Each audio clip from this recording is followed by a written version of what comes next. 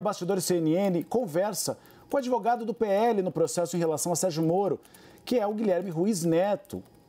Muito obrigado pela presença, doutor Guilherme Luiz Neto. A gente tem conversado muito nos últimos dias sobre esse julgamento em relação a Sérgio Moro, que acabou tendo esse placar favorável a Sérgio Moro, pelo menos no Tribunal Regional Eleitoral do Paraná. Doutor, a minha primeira pergunta é: o PL irá recorrer ao Tribunal Superior Eleitoral? Certo. Boa tarde, Gustavo. Boa tarde a todos presentes no estúdio e a todos os telespectadores da CNN. Gustavo, nós não recebemos nenhum pedido para desistência do recurso. Portanto, nós prosseguiremos até o TSE.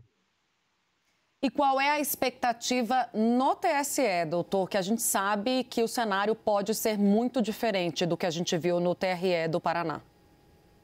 Certo. A perspectiva é de um julgamento jurídico e não político. Muitos falam dessas questões políticas, mas nós acreditamos num julgamento jurídico e, por isso, nós embasamos a nossa tese na lei que trata do tema e também na jurisprudência que fala do caso da ex-senadora Selma Arruda, que é um caso que traz uma similitude fática.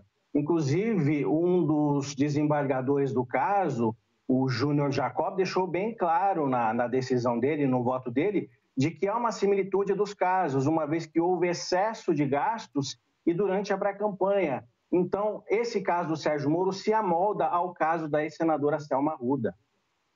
Doutor, havia a possibilidade dos senhores recorrerem no Tribunal Regional Eleitoral do Paraná. Haverá um recurso ou não?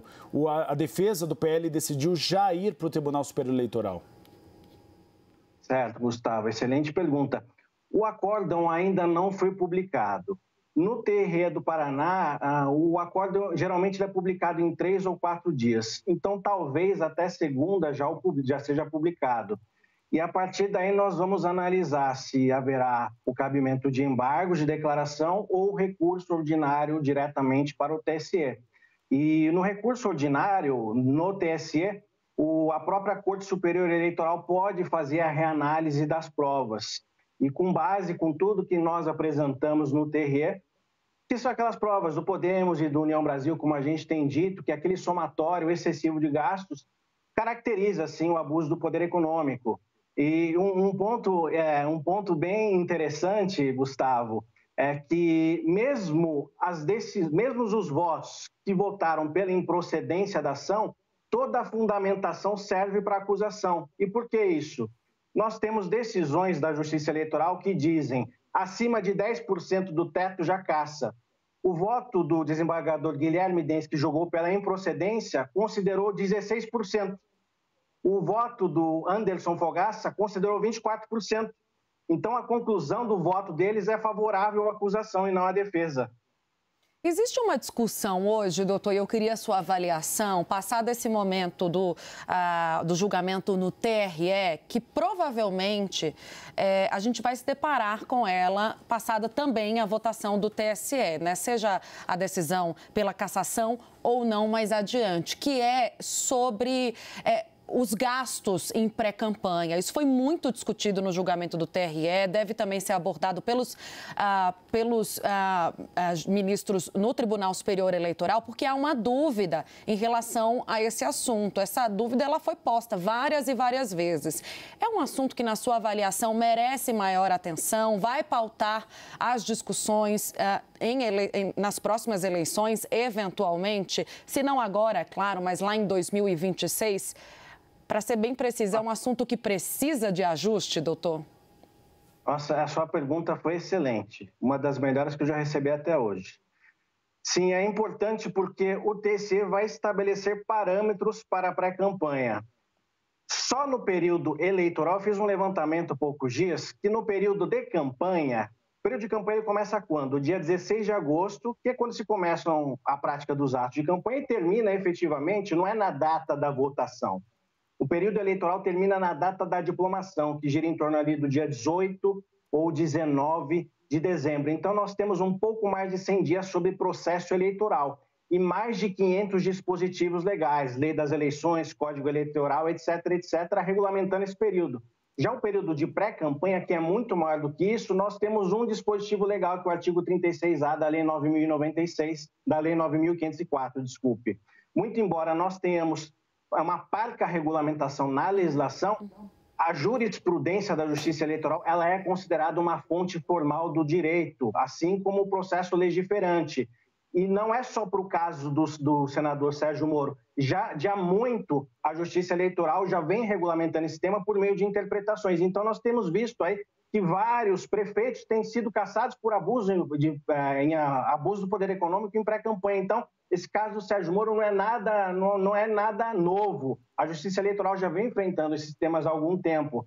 Essa ação do Sérgio Moro, por se tratar de uma pessoa muito reconhecida no Brasil, certamente vai mudar, vai dar um destaque para o direito eleitoral, porque está demandando que o legislativo regulamente esse tema. O Brasil parou para assistir esse julgamento como se fosse praticamente uma final de Copa do Mundo, porque é um julgamento importante. Então, essas duas ações, tanto a do PL quanto a da federação do colega Luiz Eduardo Pecinin, serão um marco para determinar uma nova regulamentação para as próximas eleições, sim. Doutor, caso o TSE decida pela absolvição de Sérgio Moro, os senhores pretendem recorrer ao Supremo Tribunal Federal? Você quer colocando a carroça na frente dos bois, mas tentando dar passos adiante. E, segunda pergunta, o senhor se frustrou com os votos? Esperava que alguns desembargadores tivessem votos diferentes? Certo. Nós não nos frustramos, pelo contrário. Eu, particularmente, acredito que a defesa esteja preocupada, porque nós tivemos 2 votos pela cassação muito bem fundamentados. Se você analisar os 2 votos, você vai ver que os desembargadores eles descortinaram o processo. Eles analisaram a fundo, documento por documento. Já um outro voto de uma desembargadora, você analisa e ela fala de bolacha Tostines, né? Então, a gente tem que fazer uma diferenciação em um voto e outro. Nós temos também alguns votos que são muito importantes, como o do Anderson Fogassi e do Guilherme Dens, que, como eu disse, em que pese a conclusão pela não cassação, toda a fundamentação ajuda a própria acusação. Então, a nossa perspectiva é de que esse caso vai ser julgado procedente no TSE. Isso, eu ia te perguntar exatamente qual era a sua expectativa, porque muito se fala sobre uma possibilidade aí reversa do julgamento do Tribunal Superior Eleitoral. Como é que está o contato do senhor como advogado com os ministros do TSE? Como é que é feita essa interlocução, né, antes do período de julgamento? E mais, né, a gente até conversando com gente que está de olho na vaga do Sérgio Moro, há uma expectativa de que o processo se alongue e chegue até 2025. Isso também está nos cálculos da equipe jurídica do PL, que vai pedir a cassação do mandato de Sérgio Moro? Certo. O próprio presidente do TRE disse que, em caso de recurso, até maio o processo já estará distribuído no TSE. Isso foi o próprio presidente do TRE que disse, né? Porque a publicação dos acórdãos é muito rápida. Então, nós acreditamos que esse julgamento ocorra esse ano mesmo. E o próprio TSE, numa portaria no início do ano, disse que no segundo semestre as eleições suplementares também poderiam ocorrer no mês de novembro, ou seja, após as eleições municipais. Então já existe um cronograma pré-definido para eleições suplementares no Brasil inteiro, que se incluiria o caso do Sérgio Moro.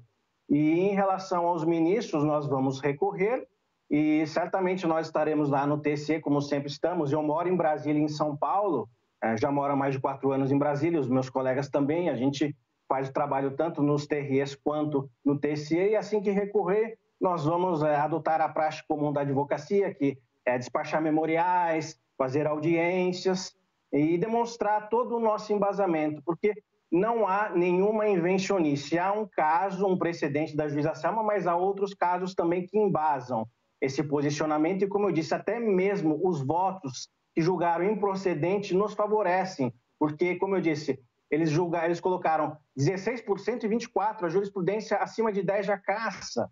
Então quem julgou improcedente acabou nos favorecendo também com a argumentação. Nós conversamos com o advogado Guilherme Ruiz Neto, advogado do PL no caso da cassação do senador Sérgio Moro. Doutor, muito obrigado pela presença no Bastidores CNN. Eu que agradeço e fico sempre à disposição de todos vocês.